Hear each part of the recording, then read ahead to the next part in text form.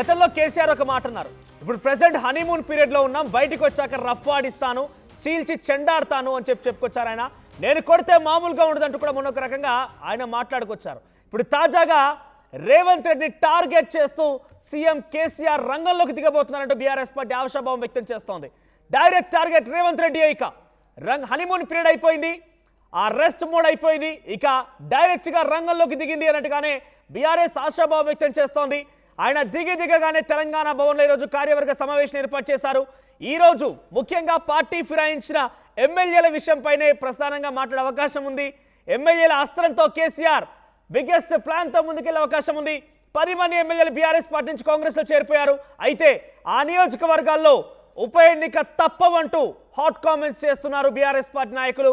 ఏకంగా ఉప ఎన్నిక వస్తే ఈసారి కాంగ్రెస్ పార్టీకి ఎదురు దెబ్బ తప్పదు అంటూ గతంలో కేటీఆర్ మాట్లాడుకొచ్చారు. పదే బీఆర్ఎస్ పార్టీ అదే ఆశాభావం వ్యక్తం చేస్తోంది. అయితే 10 మంది ఎమ్మెల్యేల పైన సుప్రీంకోర్టులో పిటిషన్ దాఖలు చేశారు. ఆ పిటిషన్ పలుమార్లు విచారణ సాగింది. నిన్న కూడా విచారణ జరిగింది. అయితే ఈ విచారణ సాగి చివరిగా సుప్రీం ఇచ్చే తీర్పు బీఆర్ఎస్ పార్టీకి సానుకూలంగా ఉందంటూ వ్యక్తం చేస్తున్నారు. ఈ రోజు కూడా కార్యవర్గ సమావేశంలో ప్రధానంగా కేసీఆర్ ఈ అంశంపైన మాట్లాడే అవకాశం ఉంది. డైరెక్ట్గా నేను మా ప్రతినిధి తెలంగాణ భవన్ నుంచి ఎక్స్క్లూజివ్గా అక్కడ ఏం జరుగుతోంది ఎప్పటికప్పుడు ఆర్టీవీ మీకు అందించే ప్రయత్నం చేస్తోంది. మధు అందుబాటులో ఉన్నారు. మధు, ఏంటి ఈరోజు తెలంగాణ భవన్లో ముఖ్యంగా ఈ పార్టీ ఫిరాయించినటువంటి ఎమ్మెల్యేలపైనే కేసీఆర్ టార్గెటెడ్గా, అంటే ఉప ఎన్నిక పక్కా అంటూ కేటీఆర్ మాట్లాడుకొస్తున్నారు, హరీష్ రావు అంటున్నారు. ఏకంగా ఆయా నియోజకవర్గాల్లో బీఆర్ఎస్ పార్టీ తరఫున పోటీ చేసి ఓడిపోయిన వ్యక్తులు కానివ్వండి, లేదా బీఆర్ఎస్ పార్టీలో యాక్టివ్గా ఉన్న మెంబర్స్ ఇప్పుడు ఎవరైతే ఉన్నారో వాళ్ళు కూడా చాలా క్రిస్టల్ క్లియర్గా కాన్ఫిడెంట్గా ఉన్నారు.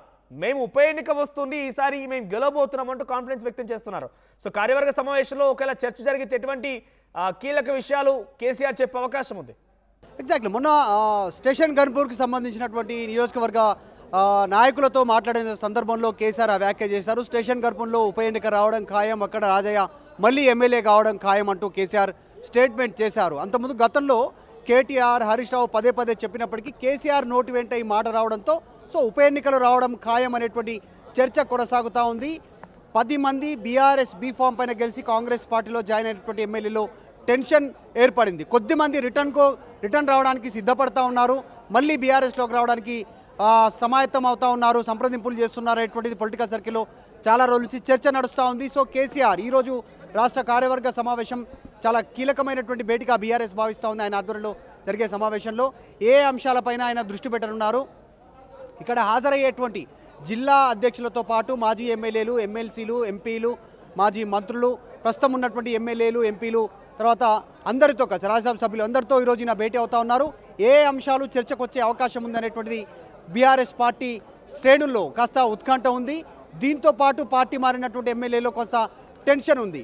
వాళ్ళంతా తిరిగి ఒకవేళ కనుక బీఆర్ఎస్లోకి వస్తే తిరిగి తీసుకోవాలా వద్దా అనేటువంటి సిచ్యువేషన్తో పాటు ఒకవేళ ఉప ఎన్నికలే అనివార్యమైతే ఉప ఎన్నికలో ఎలాంటి స్ట్రాటజీతో ముందుకు వెళ్ళాలి అనేటువంటి అంశాలు చర్చకు వచ్చే అవకాశం ఉంది. ఈరోజు కార్యవర్గ భేటీలో ఆయా నియోజకవర్గాల్లో 10 నియోజకవర్గాల్లో మరి బీఆర్ఎస్ పార్టీకి అభ్యర్థులు ఉన్నారా, ఒకవేళ ఉప ఎన్నికలు వస్తే ఆ అభ్యర్థులను ఎవరు నిలిపే అవకాశం ఉంది, వీటన్నిటిపైన కాస్త చర్చ కొనసాగుతూ ఉంది. వీటన్నిటి నేపథ్యంలో సో కేసీఆర్ ఈరోజు కొద్దిసేపట్లో ప్రారంభమయ్యేటువంటి రాష్ట్ర కార్యవర్గ భేటీలో ఏ అంశాలు చర్చకు తీసుకునే అవకాశం ఉంది, వీరందరికీ దిశానిర్దేశం చేసే అవకాశం ఉందనేటువంటిది అయితే భారీ ఎత్తున చర్చ కొనసాగుతూ ఉంది. ఒకటి, కాంగ్రెస్ రేవంత్ రెడ్డి సర్కార్ పైన మరింత ప్రెజర్ బిల్డ్ చేయడానికి ఇంకా కాస్త ముందుకు వెళ్ళే అవకాశం ఉంది. ఎందుకంటే మొన్నటి వరకు కేసీఆర్ కొన్ని స్టేట్మెంట్ చేశారు, హనీమూన్ పీరియడ్ ముగిసేంత వరకు అవకాశం ఇద్దాం, వారు సర్దుకునేంత వరకు ప్రభుత్వంలో అనేటువంటి స్టేట్మెంట్ చేసేవారు.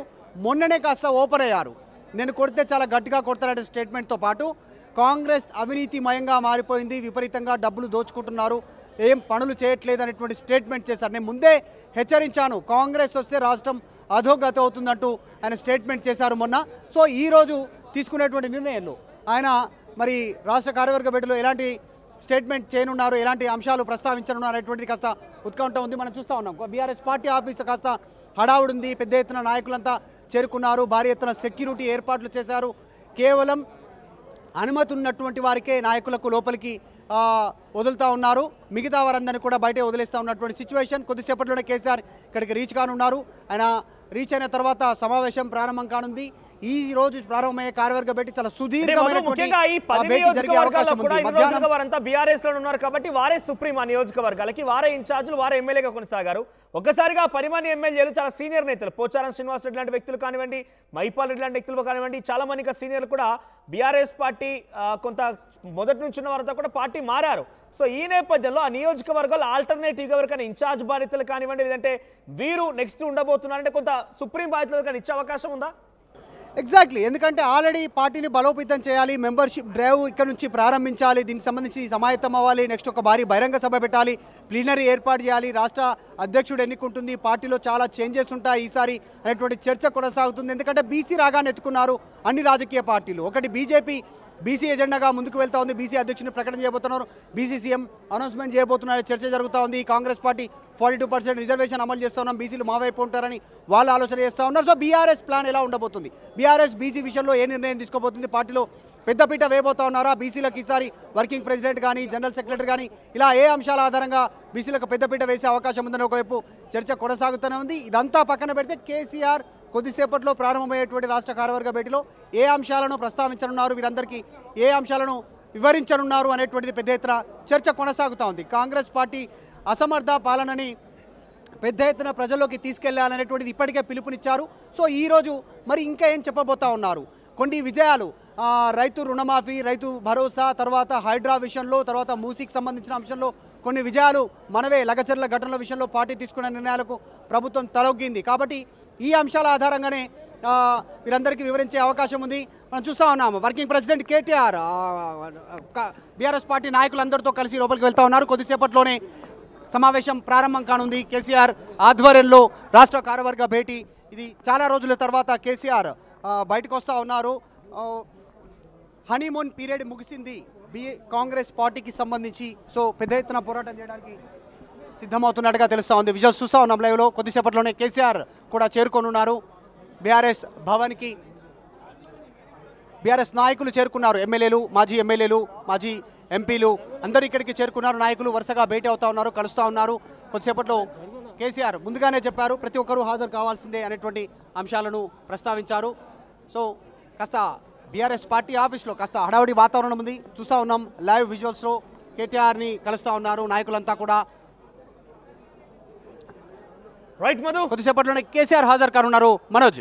Right Madhu, keep updating us. మొత్తం మీద 10 మంది ఫిరాయించిన ఎమ్మెల్యేల పైన కేసీఆర్ రోజు ఎటువంటి డిసిషన్ తీసుకోబోతున్నారు అనేది కొంత ఉత్కంఠ రేపుతోంది.